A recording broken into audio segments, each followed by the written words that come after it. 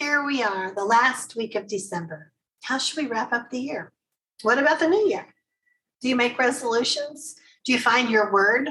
Inquiring minds want to know, because I've never been good at following through with those big plans for the future. I even have a hard time deciding what my one word would be. One word, really?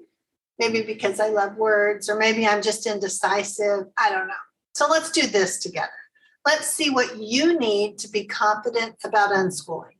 That's something I know I can help you with. I'm Sue Patterson, your host here at the Unschooling Mom to Mom podcast. This past year, I've been on a mission to help families see that unschooling really does work. After 25 years in the community and 3 grown unschooled kids of my own, I can say that with confidence. And I've created all kinds of resources to help you see how unschooling can work for your family too. So this week, the last week of 2021, I want to take a minute and look back with you. One of the ways that's really helpful for unschoolers is to take the time to look back and see the progress that's been happening. Have you and the kids grown? What have you all learned? It may have very little to do with the typical academics, but it's all really relevant in your lives, and that's where the magic is. Moving through the months of 2021 blows the dust off of these memories. Did the kids discover a hobby or explore somewhere interesting? Did your family find a new game or enjoy a movie together? Did you overcome any obstacles? Did you go somewhere in the community or even beyond? We learn all the time. Don't overlook what's been happening all year long. Have you noticed that when we focus on the future, fear jumps in and tries to steer the thoughts? But when we look back, though, there's no arguing with reality. Life happened. Kids learned. So even if you simply take out a notebook and write down different memories from all the months of 2021, that will be so good for you to do. Do some of it on your own, some of it with the kids. You can always grab my New Year's workbook for a little guidance on the more unschooly ways to focus on how the year went. So, what about 2022? In my coaching group, the question often arises, how do I know how much to push versus how much to allow to unfold organically? Lots of parents new to unschooling have this misimpression that unschooling is a hands-off approach to parenting. And while it's not about controlling or manipulating your child, it is about connecting with them and exposing them to the world. You as parents have more life experience, so it would be a bad idea to withhold that from them. The key is in how we do this, how we share information with them. And that can start by asking yourself some questions. And I have a couple of resources that might help you dive in a little deeper. First, why do I think I need them to know about X, Y, or Z? Is it an academic or a deschooling thing that you're still holding on to? Or maybe check out the deschooling guide if it is. Is some activity or experience happening in the community that only rolls around once a year? It might be worth exploring. Do you need to pack snacks? Think of an exit strategy if it doesn't work out as planned. This will ensure that future suggestions will be better received.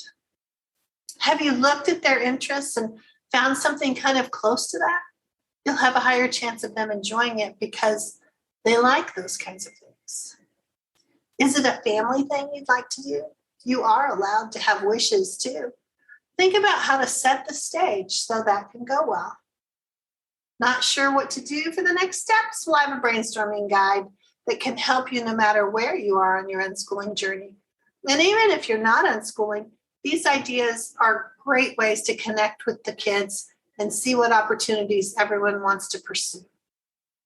So you may be doing fine connecting within your community, but you need to make sure you're getting the support that you need.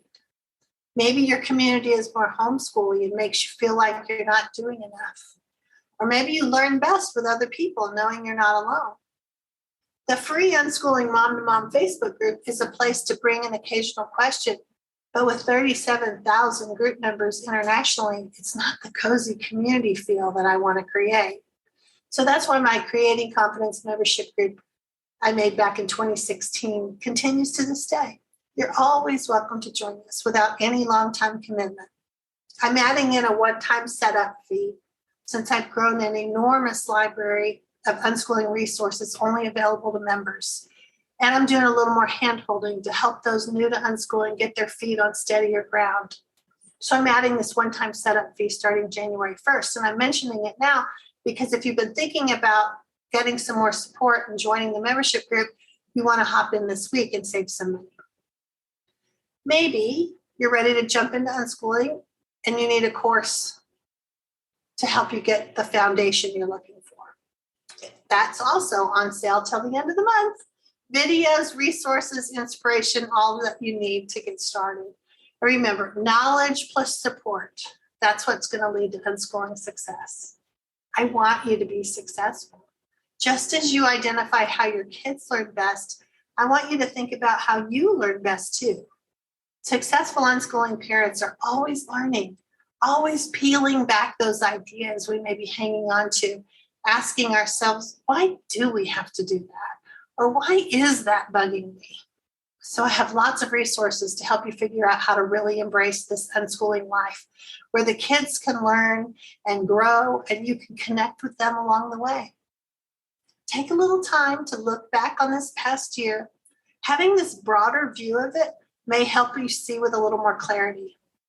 We did make progress. And if there are changes you want to make or things that you want to be sure to continue, this data will be really helpful. So reach out if you need unschooling help. Happy New Year, and I'll talk with you again next week.